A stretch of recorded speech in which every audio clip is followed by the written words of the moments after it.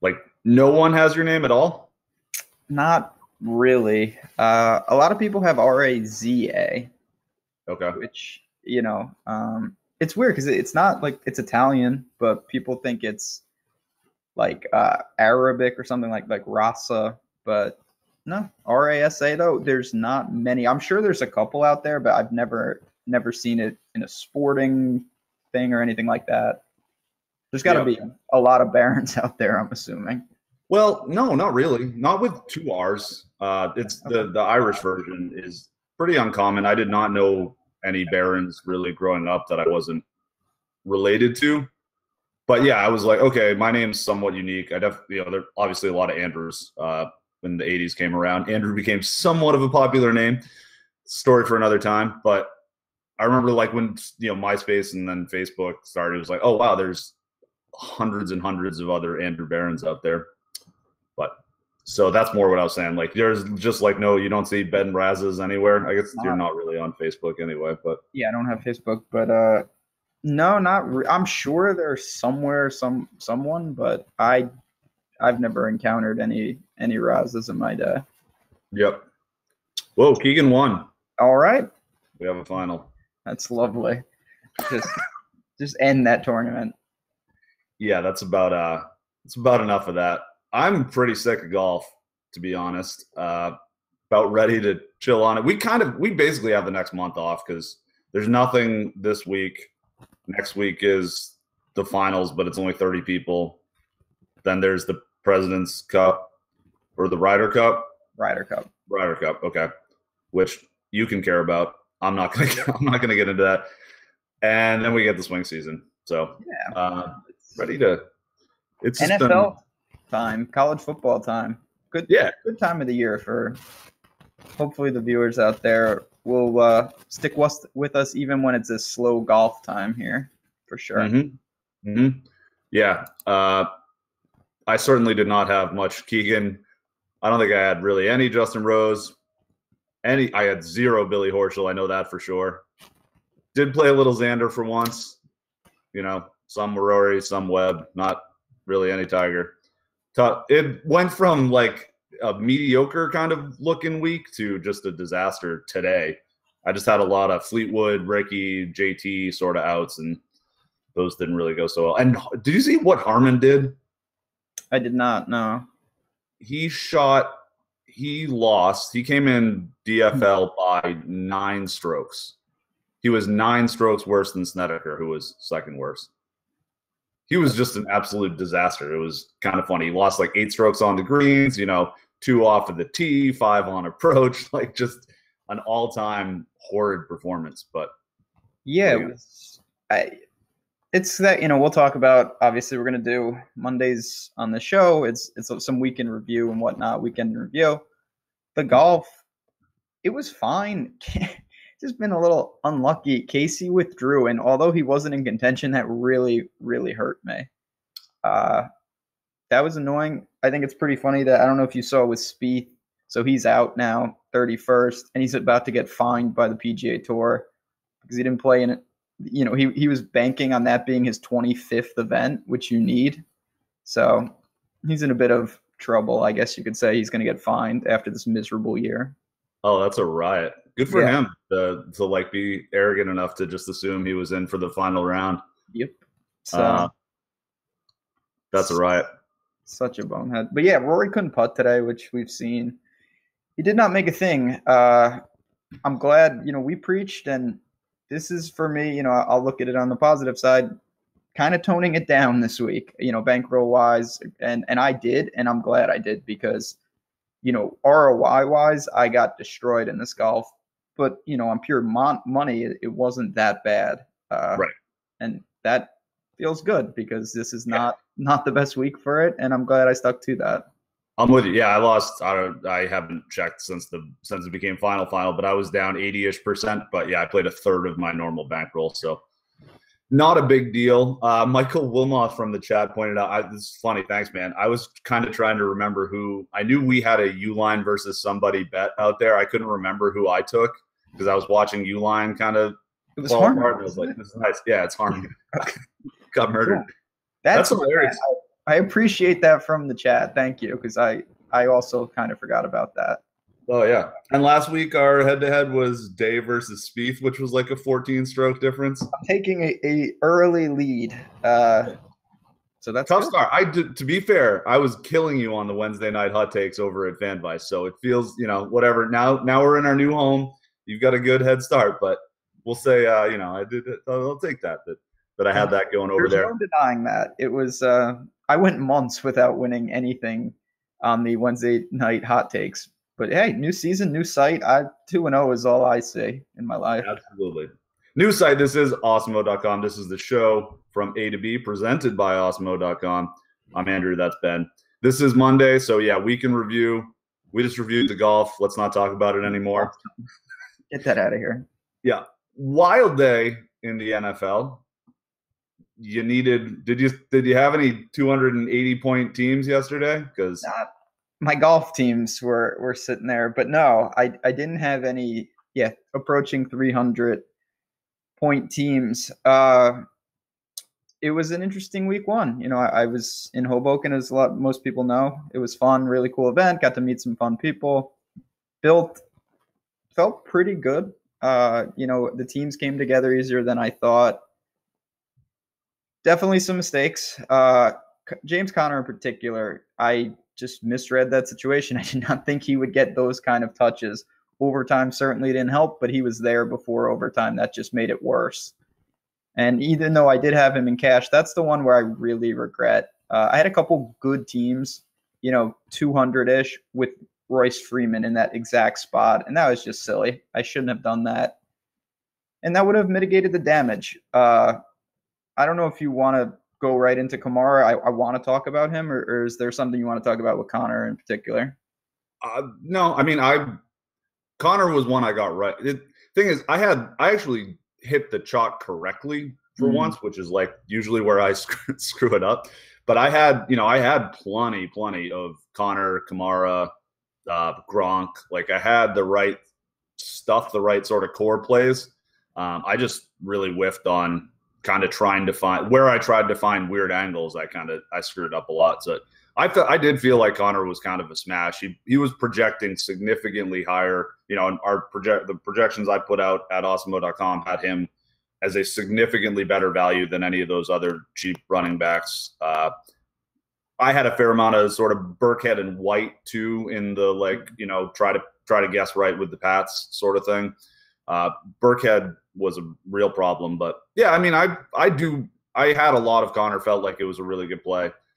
And then Kamara just, good Lord. And Michael Thomas went absolutely apeshit too. Like that was a just wacky game. I mean, I based everything off what I maybe I do this on full slates too. A lot of people have been talking about the short slate, which we'll talk about later.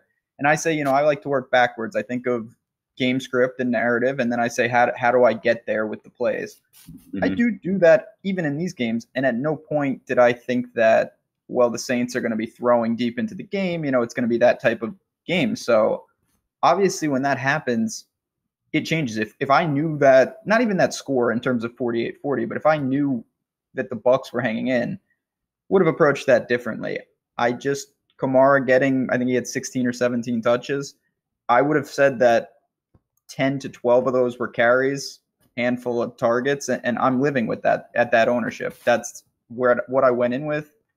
I was prepared to do that. It flipped. He had 10 catches or whatever it was and found the end zone twice. He's great. I mean, I'm not doubting that. I don't really regret that one. Maybe it's stubborn, but that was such an atypical script of a game. And I in a million years, I did not think that's what we were going to see there. It really changed the narrative there. So you get burned by that sometimes. That's what happens with a high upside play like that. If you get it wrong, you're in big trouble.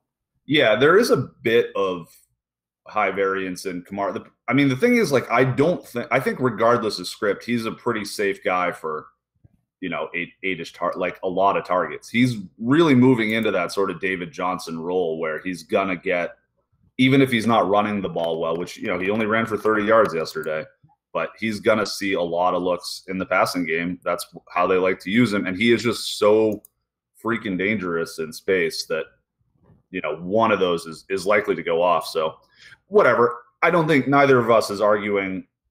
I think we're on the same page in general. I personally didn't fade him, but I understand why one would. Neither of us is saying that he wasn't an optimal play. We both played him in cash. Like, it was a pretty clear spot to go after. It was just that game went nuts. That was actually another thing I will say, that I had Fitzpatrick in cash at one point and was like, all right, what am I doing? I can't, come on. Because he rated out amazingly well in my projections, and I didn't. The problem is Deshaun and Evans were not discounted because they were priced for, I don't know if they were priced for Jameis or what, but they had full price tag. So it was kind of hard to get value in the stack. But Fitzpatrick on his own rated out amazingly well. Had him in cash for a while and was like, I can't do this. This is insane. So I found my way to get up to Phil Rivers in cash, which that was sort of my initial build was with Rivers. I ended up dropping to Fitz at one point. And then what really killed me is the way that I got the money to go to Phil Rivers from Fitz involved moving my Pats exposure. I was going to get a Patriot for sure, and I moved it from Gronk to Chris Hogan to get that $800. And literally, Chris Hogan was the only real whiff I had on my cash team, and that was enough to just, you're dead yesterday. I put up 180 in cash, but that 2.1 points from Chris Hogan, I had like a 30th percentile team. Bad news. I was slightly above that in cash, and I had Burkhead in cash, which was a bust, and just that was enough to not. Cash was not the problem last week or yesterday. It was everything else. Because I took the low hanging fruit in cash. I do that a lot in golf and other sports where I especially with Connor, I was like, okay, well, not gonna make a crazy stand in cash, but in tournaments. I wasn't there. Keelan Cole busted, which helped. I did get that one right, but it was. We'll have to see. We were talking before the show, and I think you brought up a good point. The NFL in general is going to be higher scoring. We're going to see big points. We're not going to see that.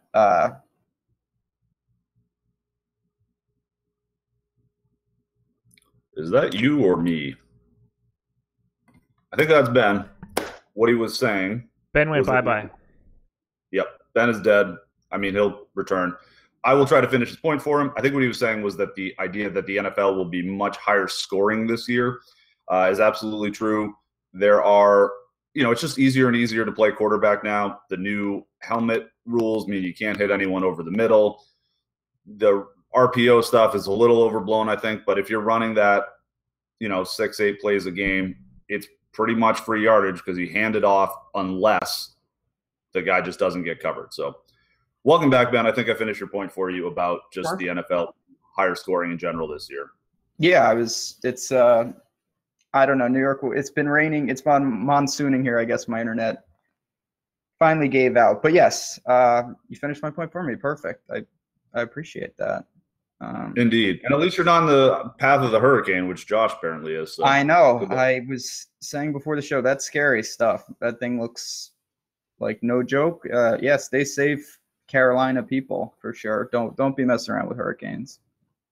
It is crazy. And having grown up in New England, I had zero exposure to natural disasters. And then I was living in Sonoma County last year, Northern California, when the wildfires broke out and we were evacuated from our house for 2 weeks. And that was some gnarly stuff. Like, I had just never been around what the earth can do to us. The earth does not like us. We have not treated it particularly well. So I guess it's a little bit understandable, but yeah, no, that stuff is scary. New York doesn't really have them, but even Sandy, which was, by the time it got up here, it was like a category 1, like that, just the damage to that. So I can't even imagine, 1, a 3 or 4, never mind a 5. It's scary stuff. So be safe, people. We'll have to see, strictly on the DFS side, what that does to college football. I'm sure games will either get pulled from the schedule. They may cancel them. I'm not sure in the NFL what teams. I don't know if Carolina's home again. Probably not. They probably got a road game. So we'll see. Parlay all the unders if your book will let you. Yeah, that is something to look at. You probably want to jump on that, especially in Yesterday. college. We've seen that a couple of times where it's like, I mean, these teams, they cannot move the ball in 50-mile-an-hour wind. It's true. Question from the chat from Voltaire325 just got here. Will tonight's 2-game NFL slate be discussed? We will absolutely get into that. We're going to do another 15 minutes of talking about some of the big themes from yesterday, and then we will try to break down tonight. Bit of an ugly one, but whatever. It's fun. It's Monday night, and is there a jet? I mean, this is my main question. I guess I'll spoil it or tease it. Is there a jet you can even play? I mean, maybe Powell. Yes. But yeah, that spoiler alert, maybe Powell. Speaking of real bad stuff, what did you think of? I mean, there's not much to say, but the Bills are pretty bad. That was bad. Yeah, I didn't. To be fair, I will often go back and watch a little bit more. I just was grinding red zone all day. Mm-hmm. I have to watch some games. I will say I do not think it was a hard call to say that the Bills are going to be absolutely trash this year. They were not good last year. They lost 3 of their 5 offensive line starters, the only 3 that were any good. The Ravens aren't even particularly impressive, and they just got absolutely shelled. So Joe Flacco played well yesterday. Everyone played. Yeah, it was my one thing there. I don't really even understand what they're doing, because it's like, if you want to sacrifice Peterman, I get that. He's obviously not an NFL quarterback. The score should not dictate then bringing in Josh Allen. That's just stupid. I don't understand that logic at all. He got in there. He was also ineffective, and he was getting supposedly killed. Looked okay though. I think they just don't have an offensive line. They don't have an offensive line. Like it's not gonna happen for anybody this year. And that's why, just I'm certainly defensive of this guy. You're setting him up for extreme failure, and it's just going to feed into so many of the bad habits that he already has when he's out there running for his life. You just said it. You're not going to be effective. I don't care who you are.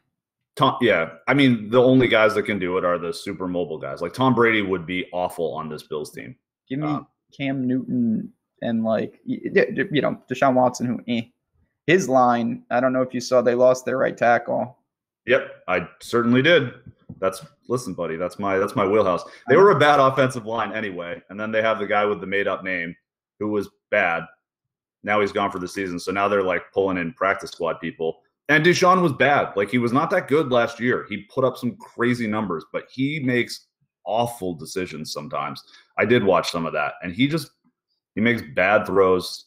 I think that guy was the most overrated player in the league last year. He's exciting. He's fun. I think there will be weeks that you do want to play him in fantasy, but it's going to be a little bit of the Tyreek Hill thing. He's, the Siwoo Kim thing. You're going to want him when he's super low owned. And the Texans are going to be a fun offense to target with defenses, because they are going to turn the ball over a lot. Yeah, the Browns defense. I have to throw that in there. Finally, played them for like a year straight. They get it right on a week where I have no business doing anything else. Did you correlate the Browns defense and James Conner? Yeah, I know running back defense is correlated. The opponent's running back is what I missed. That would have been nice. Did you see, you just mentioned him. I was going to ask you, did you have any of your boy Tyreek Hill? Oh, yeah. I played a lot of Tyreek Hill. He's something else. I mean, I know we've talked about him at length, and it is what it is. When you see that, that's the good side. It's just unbelievable, though, how athletic that guy is. How fast. Yeah, he's just super fast, man. He is, I will say, he's not like Antonio Brown or Julio Jones, or he's not a real, he's still largely a gadget player. He's not, but he is probably legitimately one of the, just because of the total package he has, is, one of the 10, 12 most valuable wide receivers you'd want to have in real life now. Versus like even, last year, I remember I have been very heavily on record over the years of saying like Tyreek Hill is just fast. He's found a way to turn just fast into some true value. Like he's awesome. I'm with you. Oh, go ahead. Questionable humanity aside, but yeah, he's very good. Him and Joe Mixon, in the humanity game have been eliminated, but yes, the NFL game, they're both very, very good. And I was with you. I think with him, it's to the point he has unique. When you have something unique, he's not fast. He's uniquely fast, and that's just different. We've seen speedsters, be fine and be a interesting guy. He is in a different category, and if they can be creative and get him the ball, we will see. Obviously, I like many got not that this affected anything, but the Chargers just going full Chargers yesterday. It's so bad. So bad. I mean, they also have no, it was a sea of red there. They have no home field. They probably prefer being on the road at this point. There weren't even that many people. Yeah, I mean that place is 3 miles down the road from me, and like I don't know a single person that would ever consider Chiefs fans. That's who goes. Like, yeah, it's super hot out. Yeah, exactly. Because the Chargers, like people from San Diego, have kind of bailed on them. People in LA that do care about football are in on the Rams because A, they were here before, and B, they're good now. So very good. Any actual Angelinos it's mostly Raiders fans, honestly. And then like a ton of people there's a ton of Eagles and Patriots fans because there's a ton of, Atlantic Coast transplants down here. But it's pretty funny. Yeah, no one cares about the Chargers. I feel bad. Phil Rivers is like I don't know, he's had an unbelievable career. And he was good. Him and Keenan Allen did their job. Melvin Gordon, all of them. That was just a weird game. It's 1 week. I'm not one to start. Oh, Mahomes, I was so wrong about that. Maybe we'll find out. Mahomes is another guy that we should like. I think that's an important point because you could be. It doesn't really for DFS. It doesn't matter, honestly. Whether we're not trying to talk about whether a guy's good or not. We're trying to talk about what kind of fantasy stats he's going to put up. Mahomes is one of those guys, though, like Deshaun Watson type, that he's going to have some monster games and he's going to have some awful ones. So he's a guy that you can kind of, depending on what matchup it is, but he's one of those guys that it can make sense to be over on both sides. It can make sense to, if he's not going to be popular, like it can make sense to go over on him and to go over on the opposing defense. I ultimately ended up playing a fair bit more Mahomes than I was expecting to yesterday because the Bosa injury was a big deal to me. Made it a lot harder for the Chargers to get pressure. I think Mahomes is one of those guys where if he gets pressure, he's going to make some bad decisions. So when they're playing in Denver, that's going to come up at some point. And he's got we'll talk about this. Von Miller yesterday. My God, that guy is awesome. Very good. Yeah, but with Von Miller and Chubb and Shaq Barrett, Denver, in Mahomes' face is going to be, I think that's going to be some trouble for him. But he will put up some crazy games. I had a lot of Mahomes. Ultimately, it didn't matter. That's the thing. It's it was almost hard to screw up quarterback in a lot of ways. So many guys, both chalk guys and sneaky guys, put up 25, 30. So I didn't really think about that till just now. Yeah, it's true. I went various ways, and that's not what did anything. Ultimately, it was, did you have Kamara and Connor? And then did you have Michael Thomas? Right. Even you need it.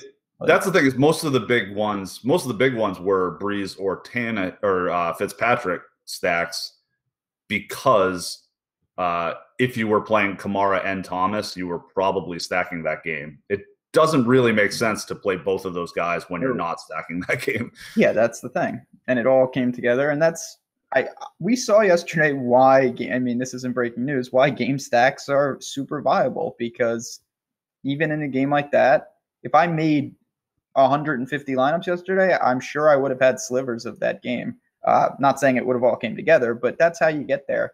I certainly didn't narrow it down there, and you gotta have to live with that. I have a couple more, and then we'll get on to tonight's slate. Sam Bradford, just the Cardinals. First of all, they ran a handful. I'm not even exaggerating. A handful of plays in the first half. I think it was 12. That was weird. I don't want to throw the panic button on David Johnson, but it was pretty alarming. I had Bradford was a heavy. Where I totally lost like I was saying, I played plenty of Connor, plenty of Gronk, plenty of Kamara. My swerves were bad, and I tried to get on a lot of Cardinals. Bradford was super low owned. Fitzgerald and David Johnson weren't, so it wasn't like a wacky stack on itself. But I was trying to hit a lot of those guys, Bradford being one of them, that are sort of hurt often, so people don't think of them as real fantasy players because they're not on them in season long. And I think early on in the DFS season, like they have that mindset like, oh, I don't like Bradford in season long, so why would I play him now? But Bradford's like a pretty good quarterback usually. He stunk yesterday, and their offensive line stunk, and Washington's defensive line was good. Like he was under pressure a lot, and it was not good. That's going to be trouble for them. But yeah, that game was weird. Jordan Reed was a guy who one of the many tight ends that I went to. Same logic as Bradford too. That's what I was just referencing. Yep. I had mentioned on the show with Loft yesterday. He's a guy that it feels like he burns because he's always hobbled. Now's probably the best time to get him. His price is going to rise, and he's certainly fresh. So yeah, I mean, other than that, I don't know if you have more for the main slate. I do want to talk just very briefly about Khalil Mack. Sure. I did have Reed in cash, and that was another one. It was like 9 weeks out of 10, I'm super stoked about that. But that didn't get me. And like he got 15 points for 4K, and that didn't even move the needle. It was like I needed to have Gronk. I needed to play Gronk instead, but I didn't. Continue. No, Khalil Mack. It was just such a Khalil Mack. I'll just say it was a strange slate because it felt like my plays almost the overwhelming majority got there, but they didn't get their 7x. They got 3, 4x, and a lot of times you lost massive ground. Mm-hmm. And then I did have some definitely bombs, and you're toast. So it's a marathon, but moving to the late night game. I have one more main slate thing to talk about. We can talk about the late slate game first. Let's get into that. I just found that, when you're talking about Von Miller being a beast, Khalil Mack also just a monster. Kaiser, they better hope that they can keep Aaron Rodgers upright. That was really bad. He's horrendous. Cool game. I thought that the Bears, like most, they really seemed like they had found something there, and then that's got to sting. It hurt, yeah, man. Because so I was, I played a bunch of showdown stuff. I was for a long time. I mean, until the Geronimo Allison touchdown, I was winning by a bit of a margin. The $33 like late slate one, which is $5,000 for first, which was like, hey, cool, this is going to make up for everything that I lost earlier and a little more. Not that I was expecting to win it, but it was just looking. I had a pretty wild lineup.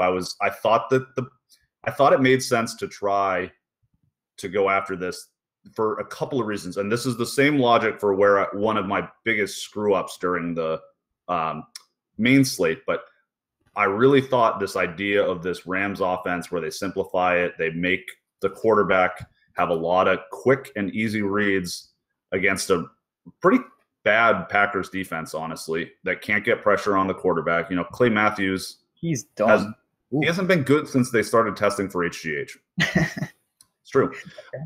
Him and Brian Cushing out of the league. Yeah, exactly. That's basically who he is. But, so Trubisky looks great for a while. They've got these plays. It's working okay. I got lucky, like in the showdown slate, whatever. I got lucky because Rodgers went out. But so the Packers players weren't really doing what they were supposed to. But I really thought the Bears had a chance to win that game, especially if the Packers O-line continued to struggle. It was bad last year because Bulaga and Bakhtiari were hurt. Like they're both very competent tackles, but the Bears defense was fine anyway. And then when you add in the one guy that makes everyone else's matchup that much easier, you slide it down. It made some sense to me. Trubisky started off great. They had some nice reads. They were doing good. And then by the end, after Rodgers really had come back, and Trubisky's trying to do game-winning drives, the old Trubisky showed up again. He had some terrible throws, bad decisions. It was kind of ugly. I was not happy about that, but we'll see. I don't know. What do you make of the game in general? Yeah, it was. I mean, it's such an atypical thing for DSF purposes. We'll see. Jimmy Graham, I think, is going to be a real asset. We did not see that last night, but that's someone that I think Rodgers is going to gravitate towards in general. The Bears, you kind of just, I'll echo what you said. I think when they were controlling everything and they were able to kind of dictate, we saw what elements of the Rams where it's like, okay, rush to the line. He's talking to you in the headset, simplify it. When they ran the ball great. Yeah, no, it was all working. I just think, what happens, you get funneled into now we don't have as many options. This is going to be more traditional. They know what we're going to do. We know what we're going to do. Let's do it. And Trubisky obviously still has some work to do in that element. I don't know how good he would ever be at that per se, but it showed there. Not great. Yeah, we'll see. And I think the big thing is that it doesn't really – what that offense can do, at least for now, and defenses will solve it. They'll figure something out that's going to hurt it. But like Jared Goff is not one of the, better half of starting quarterbacks in just in the aggregate. But his numbers are better than half a starting quarterback. I think he was like 5th in passer rating last year. My point is that he's probably not a top 15 actual quarterback, but he gets great numbers because that offense is really designed to help you not screw up and get a lot of sort of quick stuff and figure that out. So, that could certainly happen with Trubisky. That was actually my other big whiff on the main slate was I played a ton of weird Titans stacks like Mariota, Dion Lewis, Corey Davis, Mariota, Dion Lewis, Delaney Walker, Mariota, Davis, Walker, trying to go for that because they did the same thing. And early in the season is when you're trying to find out, hey, is this completely different? Is it going to work? And the Titans have also instilled the Rams offense. Marcus Mariota just sucks. So they're going to be interesting next week. Now that Delaney's gone, Jonnu Smith, you boy, Corey Davis. This was the nut matchup for them, though, because the Dolphins linebackers are super slow and can't cover anybody. So, all they can do is create pressure, which in theory that system is pretty good about getting the ball out faster. It was the nut matchup for your Delaney Walker or Corey Davis, because Corey Davis kind of does the Robert Woods thing, right? He's not like the fastest guy in the world. Delaney Walker is your Cooper Kupp type. And then Dion Lewis is probably just as skilled, maybe better than Todd Gurley. He just doesn't get the insane volume. He's smaller, but I think that was a nut matchup for them, and they didn't take advantage of it. So I'm a little cool on them now. But yeah, I didn't have much. It was such a weird game, too, because it was delayed for like 8 hours. It felt like. I still – that was a good one. He helped a lot. He salvaged – I mean, not that I salvaged, but he took possibly losing like almost 100% to just losing a lot with his long touchdowns. We're going to see that with him. He really is a deep ball threat. It's pretty crazy how he gets there. The floor is still basically zero. Even yesterday at one point, he had like 3 for 95 and 2. It's like, living dangerously. But, yeah, I think – that's what I know for me. I'm going to try to preach on the shows. It's just I really harp on this point. You just want to understand what the play is in a nutshell. It's not that it's good or bad. It's just I'm taking this guy because of his ceiling. I understand the floor is really bad. Range of outcomes is huge. Or like Amendola, where it's like I'm taking this guy because I think that there's no scenario where he doesn't get 6 catches. And I don't see many where he gets 10 for 100. I don't see many where it gets 1 for 10. It's just identifying pieces of a puzzle, and then you try to build accordingly. And ownership is important with that, but that's more secondary. It shouldn't lead what you're doing, but it's certainly something you need to look at as well. Yeah. I played a ton of Danny Amendola, and you're right. That with a slate like yesterday's, Danny Amendola is a guy you want on a slate where every under hits, and it's just a slog out there. And that's typically how I build. It's cut. Danny Amendola is a cut maker. And that's pretty much what I do across the board. He's the kind of guy. His returning fringe 3x was one of I think the highest percentage times to happen. Yeah. Yesterday, that was he sucked. It was. I mean, he got 4 receptions for 26 yards. It was a bummer. I played Amendola in cash, and that really hurt because that was another thing where to get to Rivers is I had to drop from Emmanuel Sanders to Amendola. I thought those were pretty similar plays. Yeah, because Tannehill was projected in the projections. Tannehill was projected for the most passing attempts. So it's like, all right, Amendola is going to get if Tannehill's dropping back 38, 39 times. like Amendola's got to get 8 or 9 targets. Like he's the easy one. So didn't work out. But yeah, I hated Keelan Cole yesterday, so I had more Amendola than I thought I would just by default. Him and Bruce Ellington, who was irrelevant too, got like 4. Anyway, you want to move on to this 2-gamer? Yeah. Lastly, Earl Thomas was back. Earl Thomas played awesome. The Seahawks defense may suck, but Earl Thomas played great. So that's a frustrating push. I had Broncos -3. Annoying. A lot of Broncos defense that was fine. Defense was hard to screw up yesterday too. You just couldn't screw it up. So I know. Annoying. I get the Browns D right, but the Ravens and everyone else also got 17. So how is that useful? Yep. Not that useful. I was like, oh, the Bengals. I played a bunch of Bengals D and like that late touchdown. I was like, hey, this is great. No, it's not. Not that great. Doesn't matter. Yep. Okay, cool. Yeah, let's get to this gross 2-game slate. Can you play a Jet? Yeah, I think you can. Right. It's not Sam Darnold, so you can just move right off that. It's unless I'm off base, I think it's fair to say it's not a tight end. I don't mind if you want to go below Powell. If you think the Lions get ahead in this game, Crowell is not who I really envision taking. If this switches to a more pass-happy offense, I think it fits into what they want to do with Darnold. Naturally, I doubt they want him slinging it way downfield, get him some easy throws. All of that kind of stuff fits into what below Powell does naturally. So I don't mind going there. If you want to I'll touch upon these guys real quick. Curse is, I don't know if he's ruled out yet. I doubt he plays. Robbie Anderson, that's probably going to be the logical one where most people go. I'm going to dig into this. So, in Slack, we'll see what's what. Quincy Enunwa is kind of interesting as a real off-the-board play. I think the upside is there, especially if it seems like his role is secure out there. I don't mind doing that if I'm building a bunch of teams. I don't think he's near the optimal builds or anything like that, but those are really the only guys on the Jets I'm even looking to.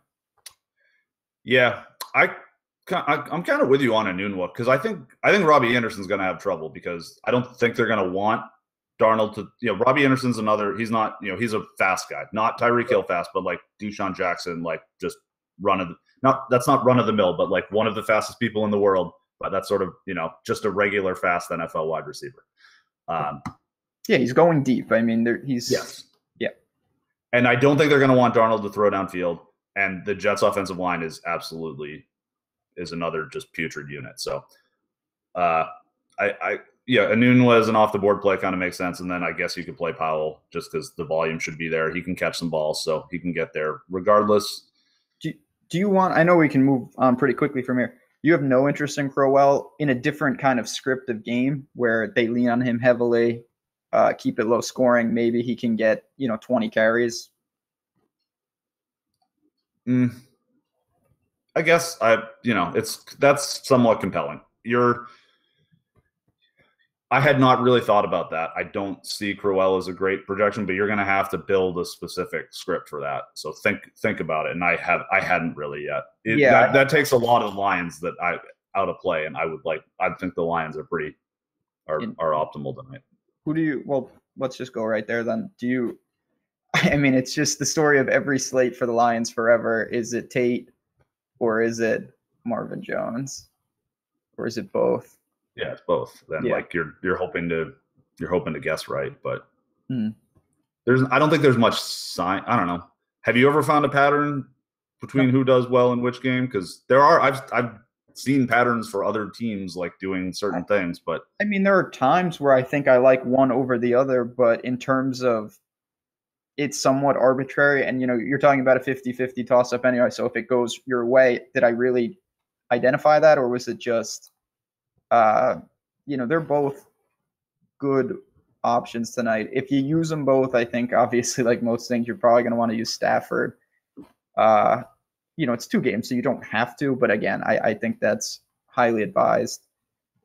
Yeah. Golladay, I don't, again, that's a specific script. I'm not super high on that. He's in play, but not huge.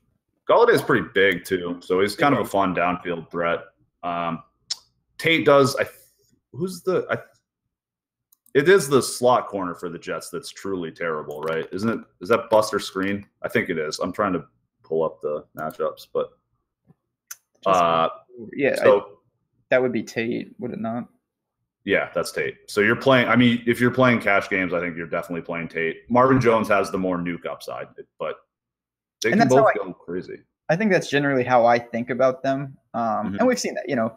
Tate's more likely for 9 catches, 65 yards, and Marvin Jones has some like 132.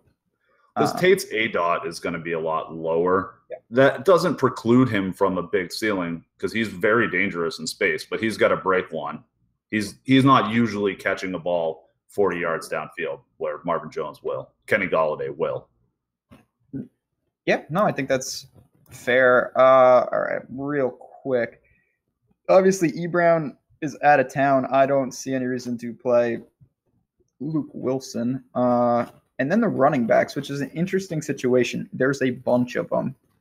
To me, it mostly preaches stay away because I don't even know if the Lions know what they want to do. It might be dictated on game script and a hot hand.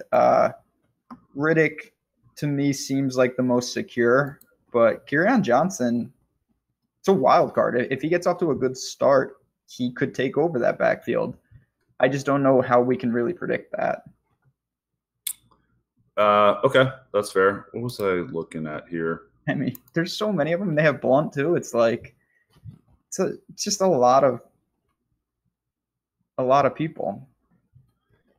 It is. So I have, I mean, they do have pretty specific roles. I have Abdullah out of the rotation right now. I don't have him projected for anything.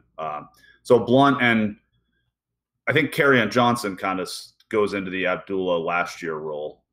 Hopefully for them, he's better at it.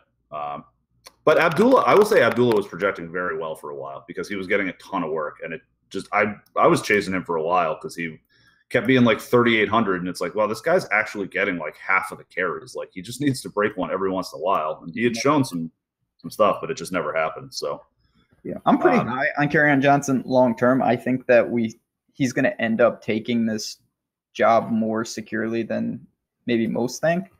I just don't know right now if we see that tonight. It kind of feels like, of course, goal line, you're leaning Blunt, fall behind, you're leaning Riddick, Kerryon Johnson's. But can I push back on the fall behind, you get the third down back in there thing a little bit? I don't think that's necessarily the case because I think even when you're up, if you're up by 2 touchdowns in the second quarter, it's not like you put the guns away and just pound the ball all day because you can't. Like teams, if they know you're running, can stop you. So like the Patriots will be up 3 touchdowns in the fourth quarter and they're still trying to move the ball. And I think that those and Stafford is kind of the Lions have had this kind of offense before. Supposedly they're trying to commit to the run a little better anyway, more now anyway.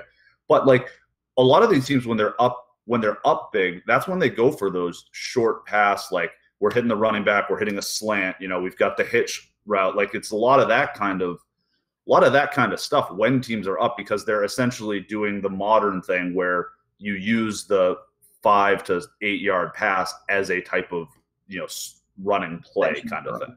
Yeah, I'll say. I think Theo's in play regardless. I guess. No, I don't even think it relates to this. I'll just push back again, just a little, in the sense of one. I think the Lions have done that more so because they have no running game. If they had options, I think maybe we see a more traditional thing. And it's not just the plays, it's more tempo and things of that. We saw yesterday with the Chargers, a perfect example. They were doing that, but it was in a hurry up mode, whereas some other teams are doing that and you can kill 6 minutes with limited touches. So yeah, you're right. It's not, it's 28-3 at the end of the third. There will be no more passes in this game. It's just, again, it's not the ideal situation. There's just a lot less plays. There's a lot less chances taken. So yeah, that's where I'm kind of at. But yeah, it's true. But I mean, I think part of it too with the Lions, like the reason they've not been able to do traditional running game is not because their personnel's bad. They've had some fine running backs, and it doesn't matter. It's not about the goddamn running back. It's about the offensive line. They've had a really bad offensive line for a long time. I'm not sure how much better it is. That said, I mean, they should kill the Jets. So Kerryon Johnson, I'm telling you, he's. Yeah. I know running back is running back, but they're obviously still degrees, and I think they got a good one there, and they should. The Jets are going to be bad. We all know this. Lucky they played the Bills twice. It certainly should be the script if they're gonna do it. If they're gonna power run and hit and hammer first and second down runs left and right to Kerryon Johnson, this is the type of game where they should be able to do that. So we'll see what happens. And then we got the Fighting Grudens. It's another bad, ugly game. I'll be sleeping most likely. This is a late one. Mm-hmm. My hometown, LA Rams. I mean, this is so you got just to look at this slate as all. You have Gurley's a couple $1,000 more than everybody else. And he's still a lock. Yeah, I don't see really any reason to not play him. Just because on a 2-game slate, raw points are important. It's not just that, that I think you're just building. It's not like Julio on Thursday where it's like, hey, it's Julio Jones. He's still, he might have the 5-reception, 40-yard game. Like, that's in the cards. Like, Todd Gurley's getting 20 touches. So it's really hard for him to fail. Or for you to find a way to spend that salary cap somewhere else in a productive way. That's my thing, is that there's a real scenario here where Todd Gurley has 17 points, which is terrible for that salary, and that's the optimal way to build. Yeah.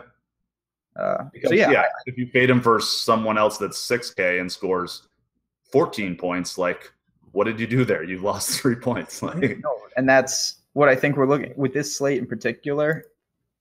It's a wasteland at running back. I don't feel good about anybody. We just talked about those two teams. The Raiders running back situation might be, dare I say, worse. I don't know what to make of it. Yeah. And so the Raiders have a pretty good offensive line. It's like it's big. It's like they're this. I think still there.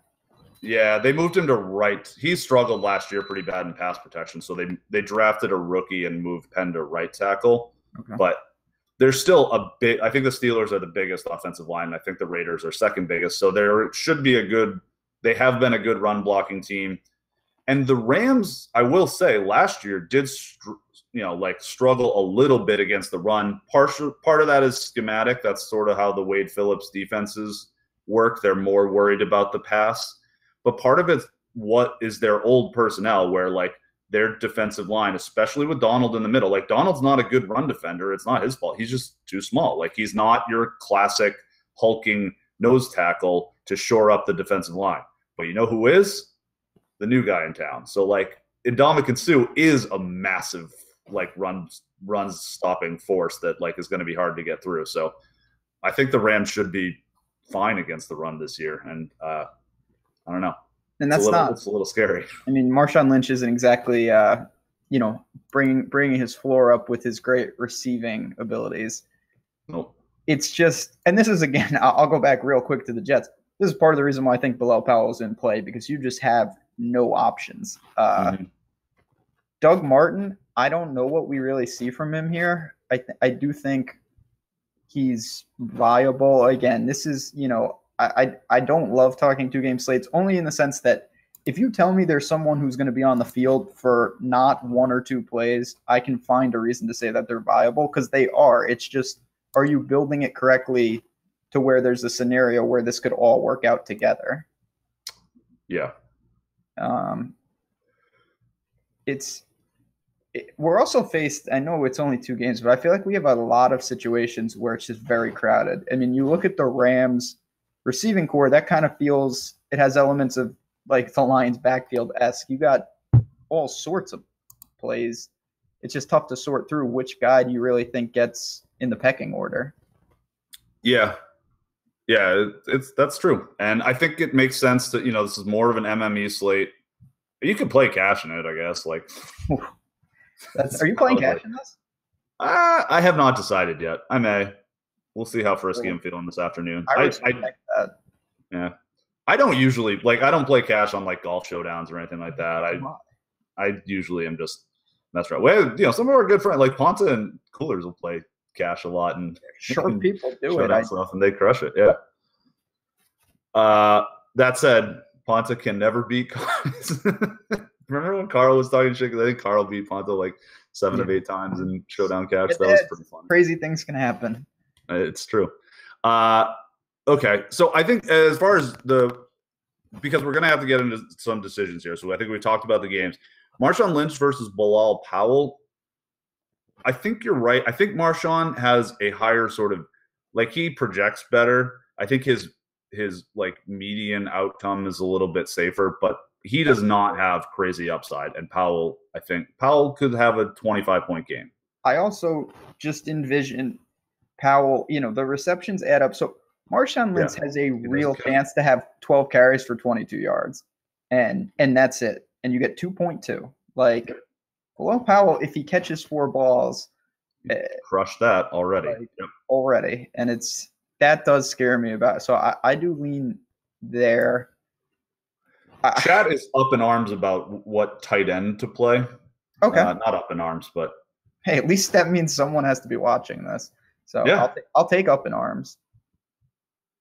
I think it's Jared Cook. I don't think it's particularly close, but I also think he's going to be 60% out. So I don't know. I agree. I'll say this. Tyler Higbee is a guy that I played at times last year, and I don't want to add another person to the Rams because they have like 8 receivers and Todd Gurley. But if you want to say, it's somewhat binary in my eyes. I don't know who else is even viable. If you want to say, man, Jared Cook, and he, of course, has a really low floor, Higbee could catch a touchdown. It's not out of the realm of possibilities. And it's not out of the realm of possibilities that the Rams hang 42 on him either. Oh, yeah. Oakland had a bad defense last year, and they just lost their only good player. And the Rams, we've seen, this offense at multiple times last year, they kind of did what the Bears were doing early last year, and they can just keep it going where they're doing really innovative, different things. They got, you talked about it. The way they use Goff makes him look a lot better than he really is. No knock on him. It's very easy to succeed when you have that. Yep, it's true. Yeah. You have a ranking. I know it's a tough, loaded question. Do you have a preference of the receivers? Of the Rams receivers or in general? Just the Rams for me. I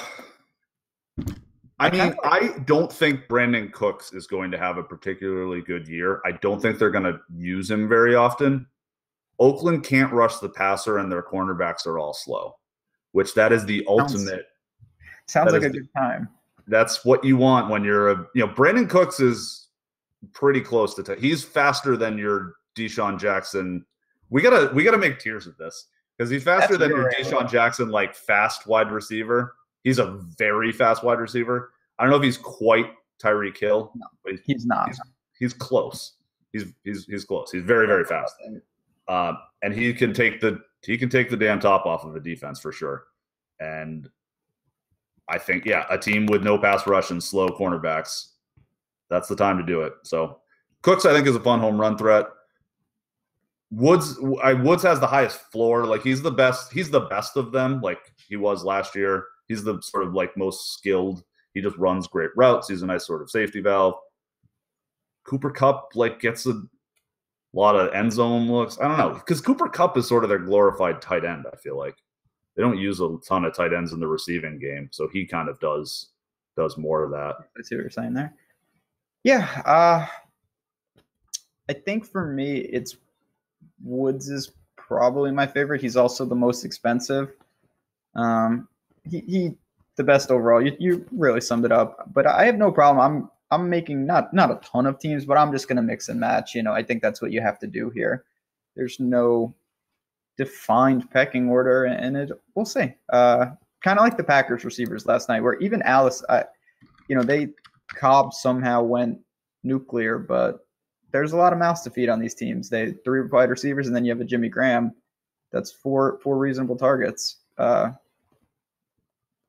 Do you think it's reasonable? Okay. Yeah, I'm with you. And I think it's going to be mixing and matching and just kind of hoping to get it right. Like, I think you're kind of plugging in 3 Rams and whatever. This is going to be the most common build. So with that, I think the sort of optimal way, I think the most likely way to win a tournament is going to be when if the Rams score a ton of points and somebody has the right 2 or 3 receiving options. That said, I kind of don't think anyone's going to play the Raiders receivers for good reason. Marcus Peters and Aqib Talib are both really good. Aaron Donald and Ndamukong Suh is freaking terrifying. But I don't know. Do you think anyone will play Cooper or Nelson? Because they're gonna get some volume. They're still going to run offensive plays. They can't all be terrible. It's not the Jets. I think Cooper, Amari people will play. Just because, depending on how you build, you'll probably have the salary and people will just want to play him. Shout out to CSU Ram for always making Amari, always making him. He has permanently messed up that ownership, I guess. Jordy, I don't know. And I mean, your guess is as good as mine. I'm a little skeptical of him just in general. With Aaron, playing with Aaron Rodgers, doing a lot of things. He's older. He's coming off some stuff. I don't know really what to expect from him. I'd almost rather try to figure out. I don't know if it's, who is this, Seth Roberts or even LaFell. One of them could see some viable targets. I think Jordy Nelson for me is kind of the odd guy out. I don't see him having a big game, but he was in his prime super athletic too, which I think gets underrated a little bit, and he is not anymore. So. No, he's not. He's just in a lot. He kind of feels like in no man's land for various reasons right now. Yeah. It's a little like Brandon Marshall last year where although Marshall was more, never mind, that's a bad comparison. Marshall was much more of a physical, Marshall was monstrously strong. Yeah. But I still see what you're saying there a little. Decker actually was at a certain point in his career super, super athletic, and then just at a certain point could not create any separation anymore. I was playing him last year at points, and he was getting 0. Actually, 0. He just could not get away from anyone. I think that's what we're going to see with Jordy now, especially without Aaron Rodgers to spend 7 seconds throwing him open. Yeah, that's more what he benefited from that a lot. Yeah, for sure. For sure. I think that does make some sense. Because Cooper and Nelson will have they've got a hard time coming. So we'll see. And the interior of the Rams, after Donald and Suh at the first level is amazing, but the linebackers and safeties for the Rams are not that crazy good. The linebackers are kind of actively bad. So don't they have Ogletree? He's good, isn't he? No, I don't think he's good in coverage, if I remember correctly. Okay. I will look into that. But yeah, I agree. I mean, clearly the strength of their defense is not there. It's up front and on the corners. Yes, that is true. Okay, cool. Any hot take for tonight? Do you feel like making a hot take for tonight? I mean, I guess this is somewhat of a homer hot take. I think that Darnold's going to look pretty good. I don't think the Jets are going to win by any stretch, but I don't think we come out of this saying, wow, he looks Buffalo-esque where he's overmatched. I expect a pretty conservative game, but one on, if you look on paper, he's 15 for 20, 200 yards, maybe 1-1, something like that. Just very mediocre, but not ineffective at the same time. Yeah. I don't think it's a hot take, but yeah, I don't know what's there to say about a 2-game Monday slate. Oh, Ogletree went to the okay, that is who I was thinking of. No, Ogletree's bad, and he went to the Giants. That guy's not good. There we go. Double not there. And then it's Corey Littleton and Mark Barron are the Mark Barron. Hey, there's the Barron. He's not good. You're talking about him in Las Vegas. Yep. Corey Littleton's not good. LaMarcus Joyner had a 6th season last year, so I'm bad about the safeties. Florida State, man. All righty. Very good. Yes, indeed. Great talk, man. Thanks, Josh, for producing. Stay safe, Josh. I hope you're, don't get hurricane too bad. We do have, so it is Monday. I almost forgot about this. So it's Monday on From A to B. We want to pose a poll question every Monday. We're going to throw it out there on Twitter. We're not going to give what we think. We're going to see the votes. And then on Friday's show, we're gonna kind of talk about it. So it's gonna be all different sorts of things, some really bizarre, and then some only slightly bizarre. So this is the first week, and we are posing: do you think that Alabama football with 12 players on the field could beat an NFL team? So we will throw that on Twitter. If you guys have an opinion, put on a vote, and then on Friday, me and Hot Magic over here will talk about if Alabama football could beat an NFL team if they had an extra man on the field.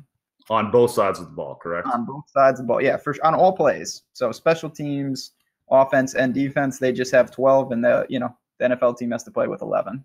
Yes. All right. Yeah, we'll put that out there. Should we alternate or something? I mean, you have more Twitter followers than me, so you should do this one this week at least, and I'll retweet it. Maybe we'll alternate or something. But yeah, that's perfect. Yeah, should be fun. All right, cool. Thanks everyone for tuning in, and we'll catch you tomorrow.